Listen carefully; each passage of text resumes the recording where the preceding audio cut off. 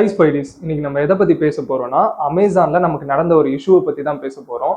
நம்ம எதை பத்தி பேசுறோன்றது உங்களுக்கு யாருக்காச்சும் புரியலன்னா இந்த வீடியோவோட பார்ட் 1ஓட லிங்கை டிஸ்கிரிப்ஷன்ல கொடுக்குறேன். அதை பார்த்துட்டு இதை பாருங்க, அப்பதான் உங்களுக்கு புரியும். பாத்தீங்கன்னா நம்ம ஒரு ப்ராடக்ட் வாங்கியிருந்தோம், அது நமக்கு ரொம்ப டேமேஜ்டு கண்டிஷன்ல ரெசீவ் ஆயிருந்தது. ஸோ நான் அப்பயே பார்த்தீங்கன்னா உங்களுக்கு ரீப்ளேஸ்மெண்ட்டுக்கு கிளைம் பண்ணியிருந்தேன். அதை அமேசான்லேருந்து அக்செப்டும் பண்ணிக்கிட்டாங்க. ரொம்ப ஃப்ரெண்ட்லியாக நம்மக்கிட்ட பேசியிருந்தாங்க. பேசி ரீப்ளேஸ்மெண்ட்டுக்கும் அக்செப்ட் பண்ணி 2 daysல சேஞ்ச் பண்ணி கொடுக்குறேன்னு சொல்லியிருந்தாங்க. இன்னைக்கு நமக்கு சேஞ்ச் பண்ணி கொடுத்துட்டாங்க.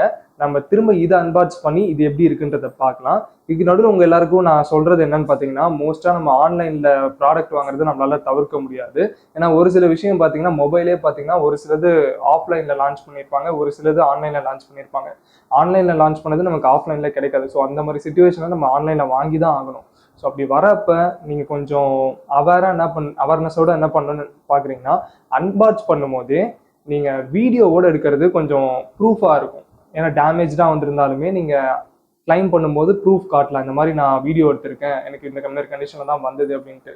ஸோ அதனால் நீங்கள் எது அன்பாக்ஸ் பண்ணுறதா இருந்தாலுமே வீடியோ எடுத்துக்கிட்டு அன்பாக்ஸ் பண்ணுங்கள், அது சேஃபாக இருக்கும். இப்போ நமக்கு அமேசான்லேருந்து பார்த்தீங்கன்னா அந்த ப்ராடக்டை ரீப்ளேஸ் பண்ணி கொடுத்துட்டாங்க. இப்போ இந்த ரீப்ளேஸ் ஆன ப்ராடக்டை நம்ம அன்பாக்ஸ் பண்ணி எப்படி வந்திருக்கு அப்படின்றத பார்க்கலாம்.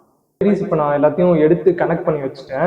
ஆக்சுவலி பார்த்தீங்கன்னா நான் உங்களுக்கு அன்பாக்சிங் பண்ணுற வீடியோவை நான் எடுத்திருந்தேன். பட் நான் பை மிஸ்டேக்னா மைக்கை கனெக்ட் பண்ண மறந்துட்டேன். அதனால அந்த வீடியோவில் சவுண்ட் எதுவுமே ரெக்கார்ட் ஆகலை. ஸோ திரும்பவும் அன்பாக்ஸ் பண்ணி உங்களை போர் அடிக்க வேணாம் அப்படின்னு சொல்லிட்டு நான் ஸ்ட்ரைட்டாக எல்லாத்தையும் கனெக்ட் பண்ணி நம்ம செக் பண்ணியே பார்த்துடலாம். இப்போதைக்கு நான் எல்லாத்தையும் கனெக்ட் பண்ணிட்டேன். வாங்க நம்ம போட்டு பார்க்கலாம்.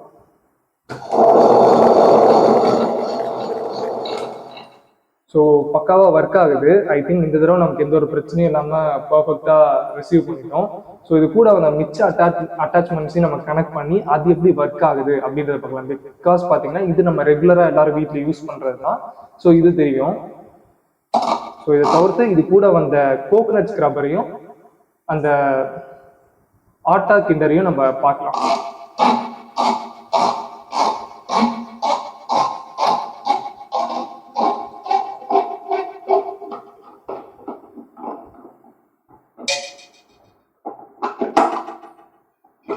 ஓகே, இதை நம்ம ரிமூவ் பண்ணிடலாம்.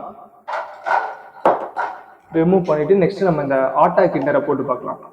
சேம் அதை நம்ம எப்படி அட்டாச் பண்ணுவோம் அதே மாதிரி தான் நம்ம இதில் அட்டாச் பண்ணணும். அட்டாச் பண்ணிட்டு இதை வச்சு இதை யூஸ் பண்ணி சேம் அதே மாதிரி லாக் பண்ணிக்கணும்.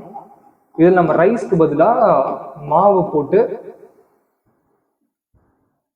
போட்டு பிசைஞ்சோம்னா அந்த 2 சைடு இருக்கு பார்த்தீங்களா, 2 சைடு நீங்கள் பார்த்த அந்த கம்பி ஸ்டர்டியாக நின்றுக்கும். மாவு மட்டும் இதில் ஸ்பின் ஆகிறதுனால ஸோ ஈஸியாக அது நமக்கு எல்லாமே மிக்ஸ் பண்ணி பக்காவான ஒரு கன்சிஸ்டன்ட்ல கொடுத்துரும். இதோட ஒர்க்கிங் எப்படி இருக்குன்றது தெரியும். மிச்சபடி இது பக்காவா அந்த அளவுக்கு ஒர்க் பண்ணுதான்றதை நம்ம யூஸ் பண்ணி பார்க்கும்போது தான் தெரியும். அதை யூஸ் பண்ணி பார்த்துட்டு உங்களுக்கு நான் ரிவ்யூவை லேட்டரா அப்கமிங் வீடியோஸ்ல அப்லோட் பண்றேன். இதுக்கு அடுத்தது பார்த்தீங்கன்னா கோகனட் ஸ்க்ரப்பர். அதை எப்படி அட்டாச் பண்ணோம்னா அதுக்கு நமக்கு இந்த ட்ரம்முமே தேவைப்படாது.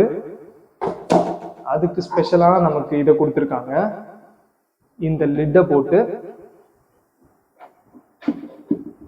இதுக்கு மேலே இந்த ஸ்க்ரப்பரை அட்டாச் பண்ணணும். இந்த மூடி கேப் பார்த்தீங்கன்னா இதை மட்டும் நம்ம பார்த்து ரிமூவ் பண்ணணும். ஏன்னா அது ரொம்ப ஷார்ப்பாக இருக்கும். கொஞ்சம் மிஸ் ஆனாலும் அவ்வளோதான். போட்டு பார்க்கலாம். இப்படிதான் ஸ்பின் பண்ணுவோம். ஸ்பின் பண்ணும்போது நம்ம இது ரொட்டேட் ஆகும்போது நம்ம அந்த கோகனட்டோட ஆஃப் எடுத்து நம்ம மேலே வச்சு மேலே ஹோல்ட் பண்ணும்போது அது ஆட்டோமேட்டிக்காக எல்லாமே ஸ்க்ரப் ஆகி இதில் கொட்டிடும். நம்ம ஈஸியாக அதை ரிமூவ் பண்ணி எடுத்துக்கலாம். இப்போ இதோட அட்டாச்மெண்ட்ஸ் எல்லாத்தையும் நம்ம செக் பண்ணிட்டோம். எல்லாமே பக்காவாக ஒர்க் பண்ணுது. இதில் இன்னொரு விஷயம் நோட்டீஸபுளாக பார்த்தீங்கன்னா, நம்ம ஃபர்ஸ்ட்டு நான் இந்த கவர்மெண்ட் கிரைண்டர்ஸ் எல்லாம் பார்த்துருக்கேன். எந்த ஒரு வென்டிலேஷனுமே இல்லாமல் க்ளோஸ்டாக கொடுத்துருப்பாங்க. இதனால பார்த்தீங்கன்னா நம்ம ஓவராக யூஸ் பண்ணும்போது ஹீட் ஆக ஆரம்பிச்சிடும். ஹீட் ஆகி அதனால நமக்கு பஸ்ட் ஆகிறது கூட சான்சஸ் இருக்கு. பட் இது பார்த்தீங்கன்னா ஹீட் ஆகாதுன்னு சொல்ல முடியாது. கண்டிப்பாக ஹீட் ஆகும், எல்லாத்துலேயுமே ஹீட் இருக்க தான் செய்யும். பட் அந்த ஹீட் வென்டிலேட் ஆகிறதுக்கு பக்காவாக அந்த மோட்டர்கிட்ட 2 சைடுமே வென்டிலேஷன் போர்ட்ஸ் கொடுத்துருக்காங்க. ஸோ அதனால ஹீட் கொஞ்சம் சர்க்குலேட் ஆகிட்டு இருக்கும், வெளியே போயிடும். ஸோ மிச்சபடி பார்த்தீங்கன்னா அதுக்கு 2 இயர்ஸ் மேனுஃபேக்சரிங் வாரண்டி இருக்குது. மேனுஃபேக்சரிங் வாரண்டி பார்த்தீங்கன்னா நமக்கு மோட்டாரோ ஏதோ ஒன்று ஒர்க் ஆகாமல் போச்சுன்னா நம்ம கம்பெனியை கிளைம் பண்ணி கேட்டுக்கலாம். மிச்சபடி ஃபிசிக்கல் டேமேஜ் வாரண்டியில் கிளைம் பண்ண முடியாது. இதுக்கப்புறம் பார்த்தீங்கன்னா நீங்கள் ஏதாச்சும் ஒரு ப்ராடக்ட்டை பர்டிகுலராக ஏதாச்சும் ஒரு ப்ராடக்ட் நீங்கள் வாங்கணும்னு நினச்சிங்கன்னா மோஸ்ட்டாக அதோட அஃபீஷியல் வெப்சைட்டில் வாங்குறது பெஸ்ட்டாக இருக்கும். வாரண்டி ஏதாச்சும் கிளைம் பண்ணால் கூட அதில் நமக்கு கிளைம் பண்ண ஈஸியாக இருக்கும். அப்போ நான் எதுக்கு இது அமேசானில் வாங்கணும்னு சொல்லி கேட்டிங்கன்னா எனக்கு பர்டிகுலராக ஒரு 2 டேஸ்க்குள்ளே ரிசீவ் பண்ணும் அப்படின்னு சொல்லிட்டு ஒரு நீடு இருந்தது. ஸோ அதுக்காக தான் நான் அமேசானில் பண்ணியிருந்தேன். ஏன்னா அமேசானில் பண்ணும்போது நம்ம எக்ஸ்ட்ராவாக பே பண்ணும்போது நம்ம கொஞ்சம் சீக்கிரமாகவே இதை ரிசீவ் பண்ணிக்க முடியும். ஸோ அதுக்காக இதை நம்ம அமேசானில் வாங்கியிருந்தோம். நீங்கள் ஏதாச்சும் வாங்குறதா இருந்தீங்கன்னா மோஸ்ட்டாக அந்த பிராண்டோட அஃபீஷியல் வெப்சைட்டில் வாங்குற மாதிரி பார்த்துக்கோங்க. அதுதான் மோஸ்ட்டாக எப்போவுமே பெஸ்ட்டாக இருக்கும்.